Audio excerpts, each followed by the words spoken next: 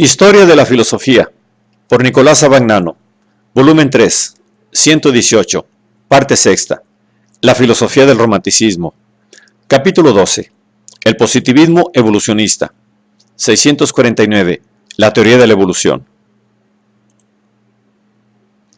Si el principio romántico de lo infinito que se revela o realiza en lo finito es la categoría tácitamente presupuesta por la filosofía positivista de la evolución, la teoría biológica de la transformación de las especies es, de hecho, su punto de partida.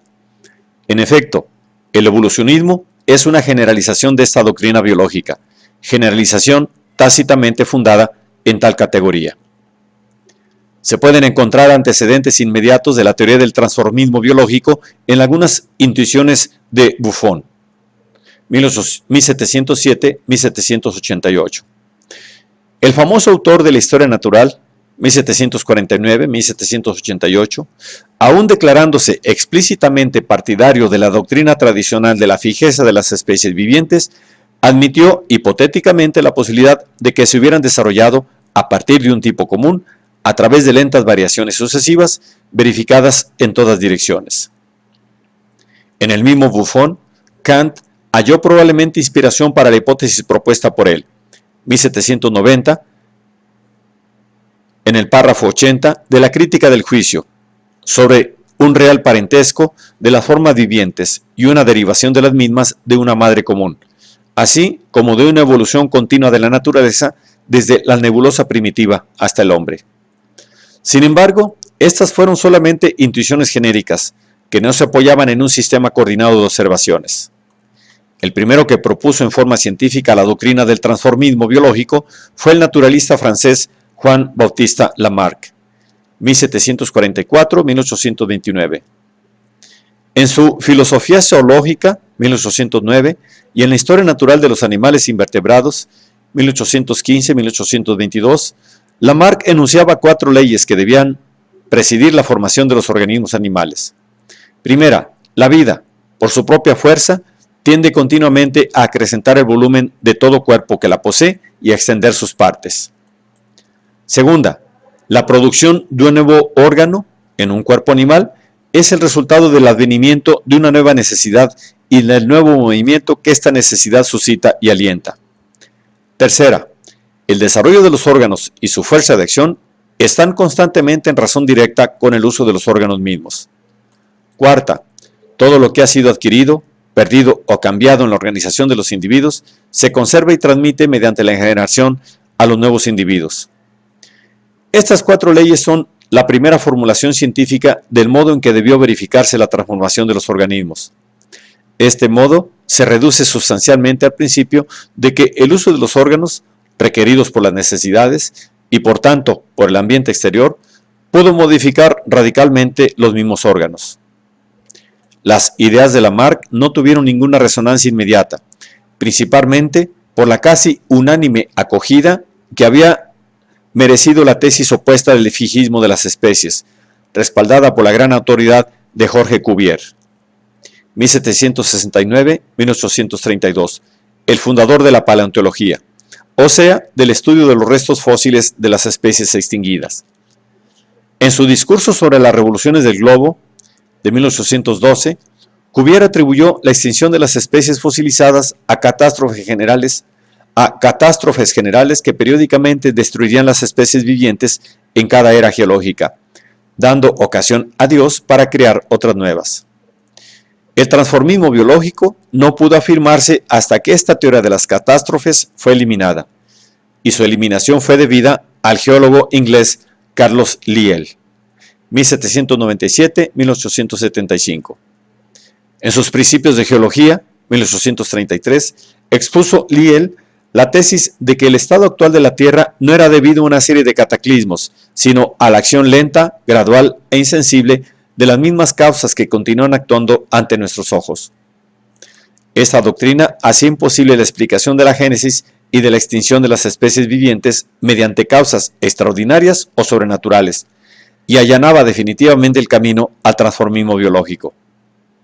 Este hizo su entrada triunfal en la ciencia con la obra de Carlos Darwin, 12 de febrero de 1809, 19 de abril de 1882. Sobrino de un naturalista llamado Erasmo, Carlos Darwin fue el prototipo del sabio completamente entregado a sus investigaciones. Después de un viaje por mar, que duró 5 años, se dedicó a recoger y ordenar el material para su gran obra, El origen de las especies, que apareció en 1859. El libro tuvo un éxito instantáneo y la primera edición, de más de 1000 ejemplares, se agotó el primer día de venta. A esta obra siguieron las tituladas Las variaciones de los animales y de las plantas en estado doméstico, 1868, y Descendencia del hombre, 1871. El último trabajo notable de Darwin fue el libro sobre la expresión de las emociones en el hombre y en los animales, 1872, al cual siguieron algunos trabajos científicos menores.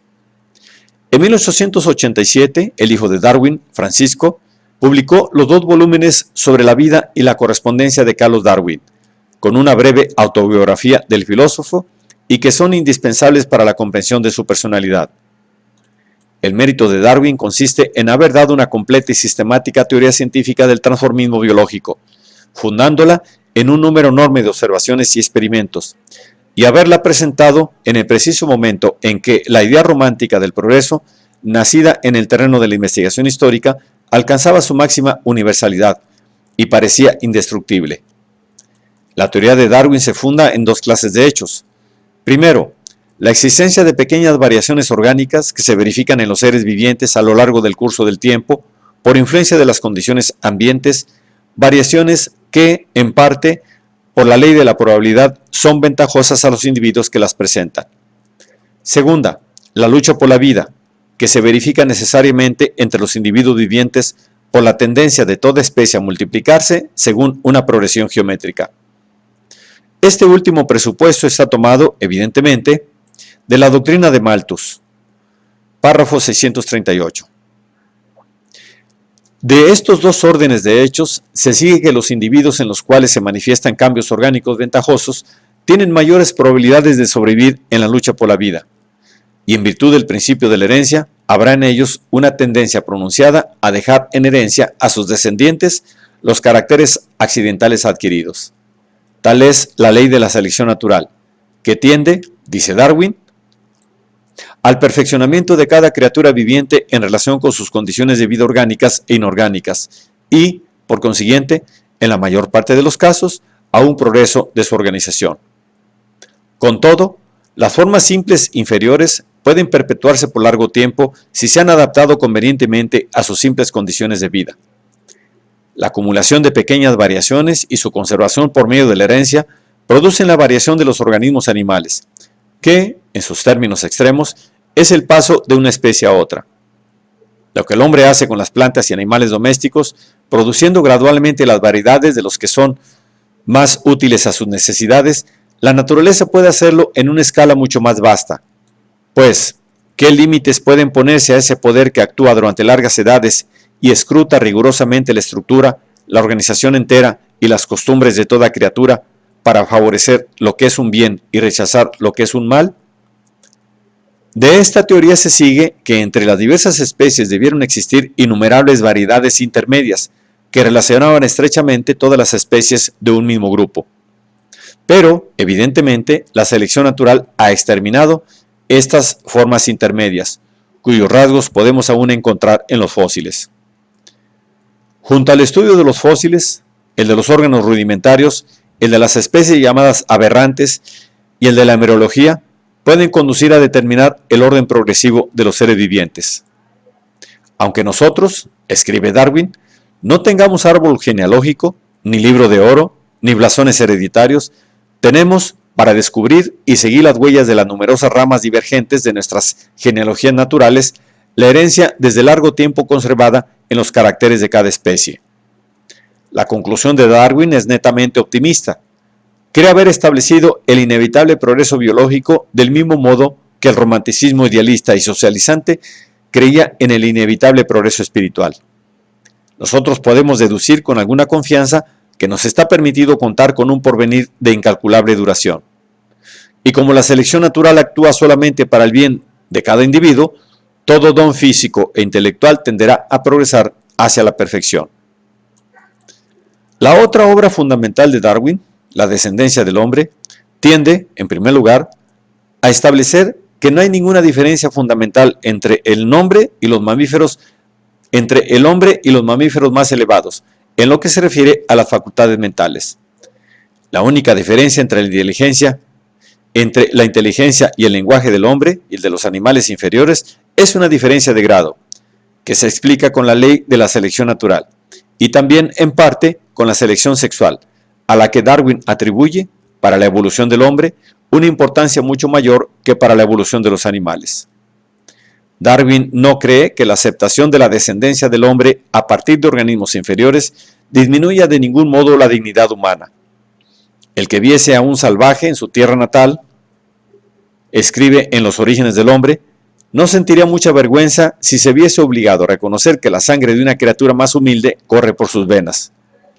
En cuanto a mí, preferiría mucho más descender de aquel heroico mono que hizo frente a un terrible enemigo para salvar la vida a su guardián, o de aquel viejo babuino que bajó de la montaña para arrancar a un joven compañero de las garras de una furiosa jauría de perros, que de un salvaje que se complace en torturar a sus enemigos, ofrece sacrificios de sangre, practica el infanticidio sin remordimientos, trata a sus mujeres como esclavas, no conoce lo que es decencia y está dominado por groseras supersticiones. Darwin fue y quiso ser exclusivamente un científico. Solo raramente, y diríase mal de su grado, se decidió a expresar sus convicciones filosóficas y religiosas, y siempre en privado, en cartas personales que no estaban destinadas a ser publicadas. Sin embargo, tales convicciones le fueron inspiradas por su doctrina de la descendencia inferior del hombre, descendencia que no puede autorizar una gran confianza en la capacidad del hombre mismo para resolver ciertos grandes problemas.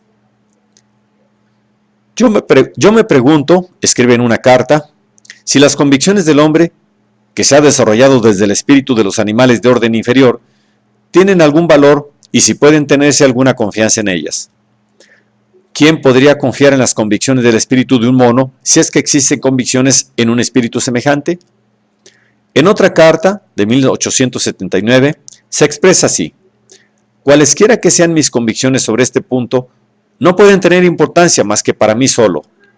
Pero, puesto que me lo preguntáis, puedo aseguraros que mi juicio sufre a menudo fluctuaciones.